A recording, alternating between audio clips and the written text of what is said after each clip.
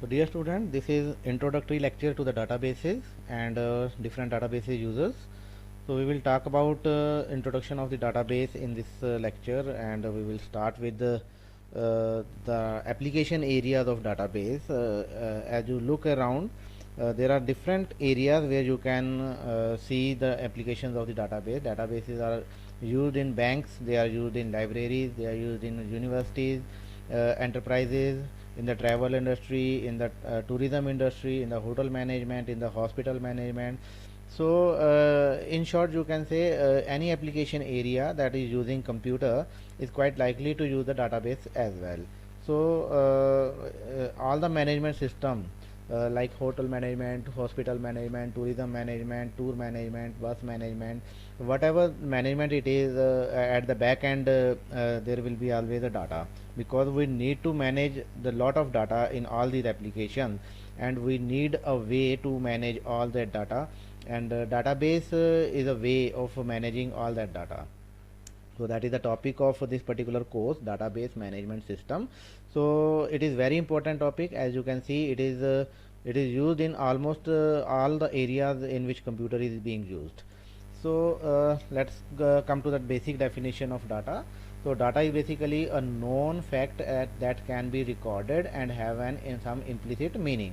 For example, if I write the value 105, so this is basically a fact, but this fact has some meaning to the user who is using it, but for other person, this is basically an ambiguous value.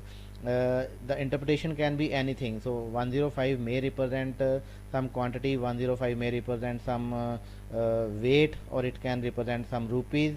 So it is not known to the end user what this is. Only the person who is going to store this data, who knows the meaning of this data, only that person can use this data. So data is any known fact that can be recorded, because we can record this particular value, we can store this value in the computer. So this value can act as a data and have an some implicit meaning. Now implicit meaning means the meaning is implied. Implied to whom? Implied to the person who is storing the data. If I am a programmer, I am storing something, then the meaning is only for me, it is not for everyone. So after processing this particular data, I will create the information. Because I am storing the data, I know the information, I know the implicit meaning of this data. I can process it by using some program and add some prefix or suffix with this. So if I add rupees 105 with, if I add some suffix with this particular data, then this means now I am producing the information from this particular data. So after processing, the data will become information, and the processing task will be done by the programmer, by the program, and this is the sole purpose of creating the computer, that we want to convert the data into information. But for that conversion, we need to store the data somewhere. So what is database? Database is basically the collection of related data. So it is a collection of related data. Related data here means the data that are interrelated. For example, if I am I want to create an application for library management system, then the different entities that are involved in that system, one of that entity can be book. So the data about book can be name of the book, publisher of the book, price of the book. So all this data is interrelated, they are connected with each other, they are related. So when we are going to store the data, data should be related. So database is basically a collection of related data. So it has some properties that are implied. Implicit properties means they are implied that database will represent some aspect of the real world. So it is basically a duplication or replication of the real world, and sometimes it is called mini world. So database is also a logically coherent collection. Logically coherent collection means the collection that is interrelated with each other. So database is a logically, they are logically interrelated with each other. For example, if I say that the registration number of bus, or we can say chassis number of bus, which is a property of bus entity, it is not related with student in any way, with books in any way. So these are not related data. So when we are storing the data into database, they must be related and logically coherent. Logically coherent means they must be related to each other. And database is designed, built and populated with data for a specific purpose. Whenever you create a database, the purpose should be clear. So it should be designed with some purpose, and it should be built and populated with some purpose. So purpose should be clear to the end user. So end user means who is creating the database and for whom we are creating the database. Whenever you create a database, it should be clear. These are some examples: airline reservation system, so student registration system, and a lot of examples are there that we have discussed in previous slide. Once data and database is clear, then next terminology is database management system. So database management system is basically a software. System is basically a set of components that are working together to achieve a particular goal. So whenever we are talking about system, you can easily identify that system is consisting of some components. So it is basically a set of components that are working together to achieve a common goal. For example, if we are talking about library management system or university system, in the university system there are different components. One component is academic section, another component is account section, third component is your library section, fourth component is your hostel section. So all these components are working together to achieve a common goal. The goal in this case is to impart the education to the students. So whenever we are talking about a system basically consists of different subcomponents and they are working together. So if we are talking about database management system, so we are clear about database, we are clear about now system. So system and the third term here is management. So management is organizing something in a organized way, managing something in an organized way. So database management system here now it should be clear that a system is a set of components that are working together to manage the database. So this system involves a lot of subsystems. For example, one system is recovery management system, another system is your backup system, third one is your user creation of user, fourth one is your system that is executing the queries. So there are a lot of small software, small packages that are working together to create a common system. So software package or system to facilitate the creation and maintenance of the computerized database.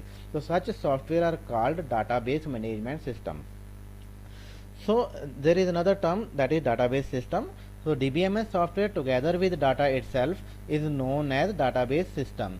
So in DBMS, database management system, we are not talking about the data, but we are talking about system only. But if you are combining the system with the data, then it is called database management system. So sometimes applications are also included in this definition, but the definition is little bit vague. So now we have four terminologies. One is data, which is clear, which is the non-facts and figures. Second one is the database, which is a collection of related data, and third one is the database management system, which is basically a set of components or software that are working together to achieve a common goal, and that goal is to manage the database. So now next question arises, why we study the database? Because there are a number of reasons. The very first one is the shift from computation to information. Earlier, the purpose of creating or developing a computer is to compute, because in the initial stage we have developed calculators. So the purpose of calculator is performing some calculations, addition, multiplication, subtraction. Later on, then with the technological advancements, we have logical relations. We can check the logical relationship with the help of computers, and from the computation, the shift is there for the information. Now the computers are used for extracting the information from the given data. So we have a lot of data that is available on the internet, on the web space, and there are a lot of scientific applications also that are generating high amount of data, large amount of data, and we need the computer system to extract the information from all this data. Now that means the paradigm has been shifted from the computation to information. So the role of computer is changing. So role of computer is changing. That's why because data is available in the large amount in the abundance. So we need to store the data somewhere so that it should be managed easily, so that information can be extracted easily. So that's why if we studied the database, only then we are able to manage all this kind of data. Second point is that data sets are increasing in diversity and volume. So data sets are increasing the kind of data. Earlier it is simple data, numeric values, float values, but nowadays the data is in the form of audio, in the form of video, in the form of large files. Human genome projects are there. So we have a lot of kind of data, and it is not possible in simple flat file to manage all these data. So we need a software that will manage all these things, and to develop that kind of software and to use that kind of software, you must be aware of the databases. The third is that DBMS encompasses most of the computer science subjects like operating system, languages, theory, artificial intelligence, multimedia, logic designing, whatever the subject, name it, you will find database in that particular subject. So database is intermixed with every other subject. So we have, in fact, all the subjects are intermixed. So if you are studying operating system, you will find the examples of database in it. If you are studying database, you will find the example of networking in it. If you are studying networking, then you will find the examples of programming languages in it. So everything is intermixed. So if you know one language, if you know the one subject, you can easily understand the other subject also. So that's why you should learn the DBMS also. So it is an important subject in computer science. Whenever we study the DBMS, we will cover the three parts. One is modeling and design of the databases. The modeling and design means, first of all, we have to, for example, if we are going to perform some task, the very first thing is we have to plan it. So modeling and designing is just like a planning. So if you want to create a database, you have to create a plan. You have to create the model of that particular database. Model can be logical model, or it can be physical model. So different kind of models are there that are available. So we will study all these things in our next lectures. But and designing of the database, or what columns will be there, what will be the name of the table, what will be the name of the column, all this part comes under the designing part. So first of all, you must know how to model the database and how to design your database. The second thing is programming. You must know the programming also, because once database is created, you have to query the database to extract the data from the database and process it for creating the information. So if you are not able to query the data, then creation of just database is of no use. So programming queries are also important, and you must know about the programming also. Here we will cover the SQL, which is structured query language.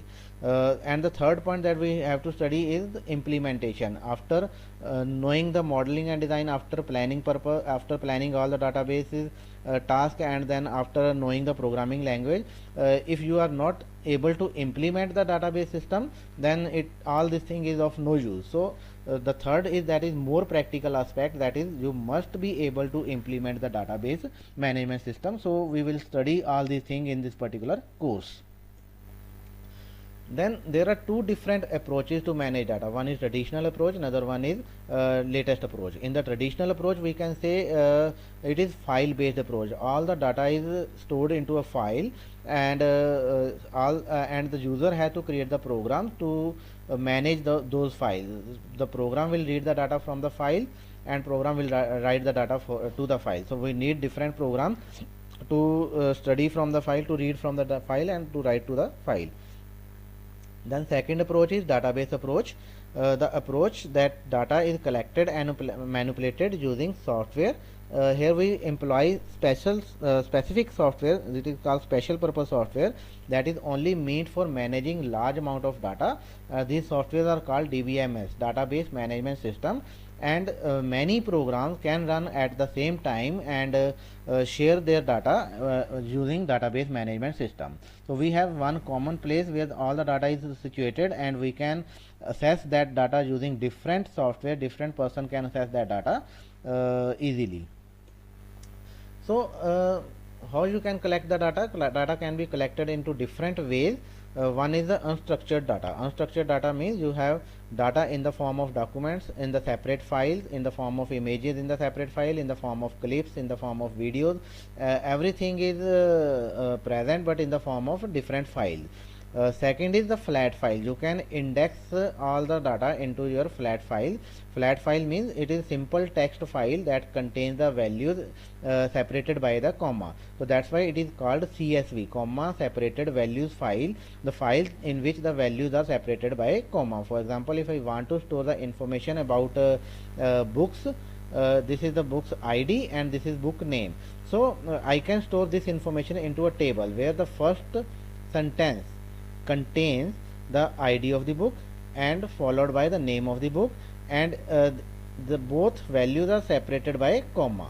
You can see. Then second sentence contain again another book ID and the name of book, where again another book ID and name of book, and so on. So every value is separated by comma, and each row represent only one entry. That is flat file. So this is basically how you can store the data into your simple flat file. Then there is semi-structured data. In semi-structured way, you can create the XML file. In XML file, we can create the tags. So we have the tags and we have the attributes of the tag, and tags are you can create your own tag as per your requirement. For example, if we want to store the data, this same data that we have stored in the files into XML file, then we will create a tag course, and we will create two different attributes of this particular tag, because I have only two values.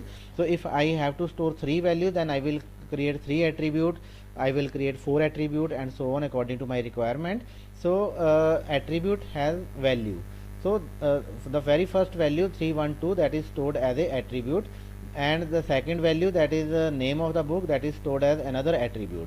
So in the similar way, you can add as many tag in your file as you require, and this kind of structure is called XML file. This is semi structured way. You can query this data, using the program, and you can get the information, you can extract the data and create the information from this particular program, particular file. So this way of representation is little bit better than the flat file. And the last way is our structured data. In the structured data, we are storing the data in the form of tables. So we have column and we have rows. Name of the column is representing the name of the property. For example, if I am storing code and title, so name of the column will be code and title. So under the column code, we will store all the codes of different books, and under the title, we will store all the titles of the different books. And every row represent one book. So this is first book, this is second book, and so on. So we can add as many row as we need, and this is again a very simple and most popular way of using data for storing the data. Now coming to the file based approach, because we have discussed earlier that we have only two approaches. One is database based approach, another one is file based approach. So first we will discuss about the file based approach. In the file based approach, we have to create the program. Every user has their own program and every user has their own data. So user has to create the program for manipulating the data. So data may be some common, there may be some cases where data is common to all the users, and some data may be common to all the users, and care must be taken in the program that you should not corrupt the data for other user. So this is file based approach. We will cover the drawbacks of this approach. First of all, let's discuss one scenario. Suppose we are building a system to store the information about students, courses, professors, and who take what and who teaches what. So all this information, how you can store this information? So can we do it without DBMS? So answer is yes, we can do it without the DBMS also. We have to store the data in the form of text file. So we will create a text file to represent the student data, we will create a text file to represent the courses data, we will create a text file to store the professor's data. So then after that we have to create the program. The program can be written in C language, it can be written right into Java program or any language that you know to implement the specific task. Task here can be to manipulate the data, to store the data, to insert the data, to delete the data. All these are the small tasks, and you have to create the program for all these tasks. So for example, I want to enroll Akshay Kumar, I want to enroll one student that is named Akshay Kumar into a course MCA 221. So I have to write a program. I can write a program. This is the algorithm that I am displaying here to store one student into a course. Now to store one student into course, I need to enter the data into student file, I need to enter the data into course file. So I will read the data from student file, I will open the course file also, then I will find and update the record Akshay Kumar, and then I will find and update the record MCA221, and I will write this data into the student, I will write this data to the courses. So this is simple algorithm, simple steps for performing this simple task. So you can see a lot of steps are there. Similar programs will be created for deleting the data, for updating the data, for reading the data. So we have to create all these programs again and again for every different file. So at the end of all this, we have lot of programs to manage. Now there are different problems in this case. In this scenario, considering system crash. For example, the very first problem is system crash. For example, I am writing all this data, and before writing the course file, student file is written, but before writing the course file, suppose our system crashes. So what are the problems? If our system get crashes, you can see this is inconsistency in the data. Data in the student file will be updated, but data in the courses file is not updated. So this is mismatch in data. So this will cause the failure in the system. Whenever you try to extract the data from this kind of file, that data is not accurate, and your program will produce the wrong output. So that is the major problem, that file-based system, in the file-based system, that it is not handling any of the abrupt situation. Then there is another issue, that is large data set. Large data sets, because nowadays the data kind of data is you can have audio files, you can have video files which are very large in size, and if your data set becomes very large, then it is not possible to fit into the memory, because we have limited memory. So memory here means we are talking about RAM. So every system has a limited RAM. For example, if I have a video file of suppose 2 GB and my RAM is only 1 GB, then it is a problem for my system to extract that data from the database, from the file itself. So if the data is large, then there is no support in the file system to manage that data into a main memory. Then simultaneous access by the user, this is again very important. When two or more users try to read the data from same file, for example student.txt, for example I want to read the data from student.txt. So when it is reading operation, please note, when it is reading operation, then there is no issue. But when there is writing operation, I am also writing to the student file, some other person is also writing to the student file, then it will be a problem. So whosoever writes at the end, only that value persists. The person who is writing at the first place, that person will not be able to store the data. So the second person writing the file, he is overwriting the data that is stored by the first person. So the solution of this problem is that you can lock the file, but locking create another kind of problem. If you lock the file, and for example in the above case, if you lock the course file, but before writing the data your system get crashed, so that means lock will remain there.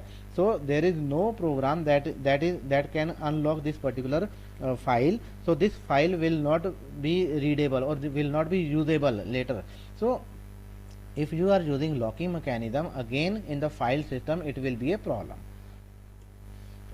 Then file system data management also require extensive programming. You have to create a lot of programs, as we have discussed in the previous slide, that you have to create the program for reading, for writing, for deleting, for every kind of task, for every kind of file. So you have to create a lot of programs. So it is also time consuming, and it makes ad hoc queries impossible. Ad hoc queries are the queries that you can execute again and again by changing some variable values. For example, if you want to read the data, if I want to read the data from the student file, that student file contains the name of the student. Suppose it contains age, and roll number, and suppose it contains some other data also, subject, suppose. ठीक. Now if I want to read name of the student, I have to create another one program. So one program will be there that will read only name. Another program will be there that will read only age. If I want to read the roll number, I have to create another program that will read the roll number. So all these programs will perform some specific task. For example, first program will read only name, so second program will read only age, third program will read only roll number.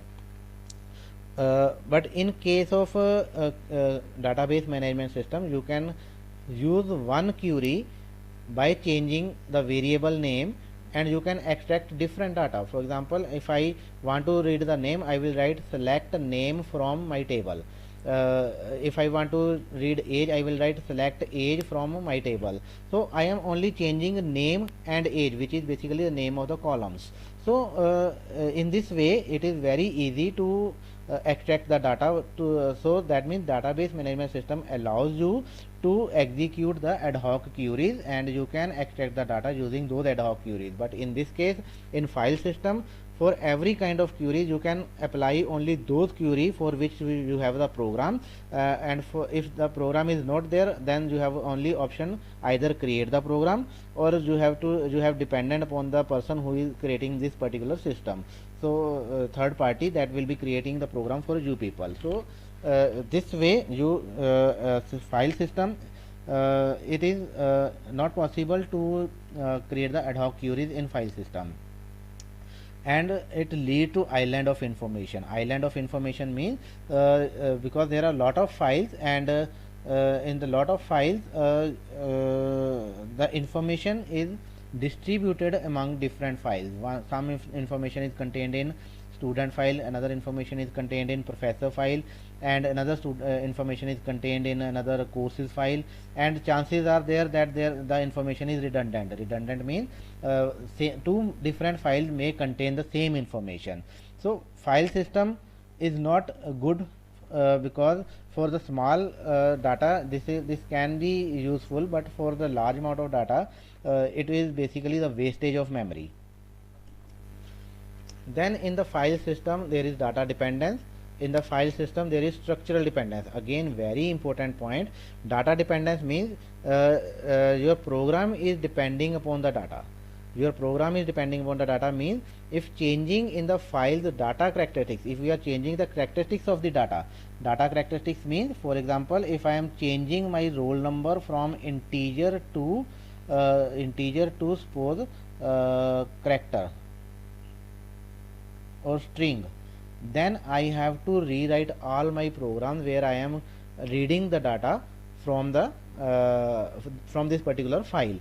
So this means my programs are dependent upon the characteristics of data, and any change in the characteristics of data requires the modification of all the access programs.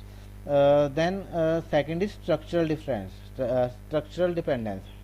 Structural dependence means my programs are also dependent upon the structure of the data. For example, in my file I am storing first value as code, second value is my first value is code, and the second value is title. But later on I decide that okay, title will be my first value and code will be my second column. So by rearranging these columns I have to change all my program that are reading the data from this particular file. So that means in case of file system, your programs are dependent upon the data and data characteristics, and your programs are dependent upon the structure of the data also. So any change in characteristics and any change in structure will lead to change in your program. So all the programs that are assessing that particular data. Then field definition and naming convention is there. Flexible record definition anticipates reporting requirements. Selection of proper field name is also important. Attention to length of field name, because in the file system, in some programming language nowadays it is not a problem, but in earlier days some programming language do not support the file name or field name more than 8 characters. So length of field is also important in earlier system. And use of unique record identifier, again primary key, which is also known as primary key, that is to manage that kind of data. Unique record identifier, that is important, and file system does not forces you to use the unique record identifier. It is programmer responsibility to use this particular identifier, otherwise there will be a problem in assessing the data.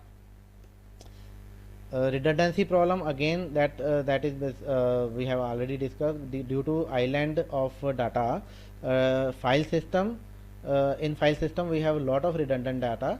Different and conflicting versions of same data may be appearing in the different files. For example, in the one file, roll number of student, name of student may be Akshay, and in second file it can be Akash. So there can be the chances of mismatch. So because the data is redundant here, and it results in uncontrolled data redundancy, and there are some kind of anomalies that are called modification anomalies, insertion anomalies, deletion anomalies, and also there is a problem of data inconsistency. So we will cover all the terminology, what are the anomalies and what is inconsistency. We will cover all these things in our future lectures. But these are the some problems of a file based database management system. So if you are managing your database using a file system, then you will face these problems. So that is all about file system. So file system has lot of critics, that's why nowadays it is not being used, and we are almost all of the companies have shifted the database from file system to relational database, that is called table based system. We will cover how relational database or table based system are beneficial than the file based system. We will compare their advantages and disadvantages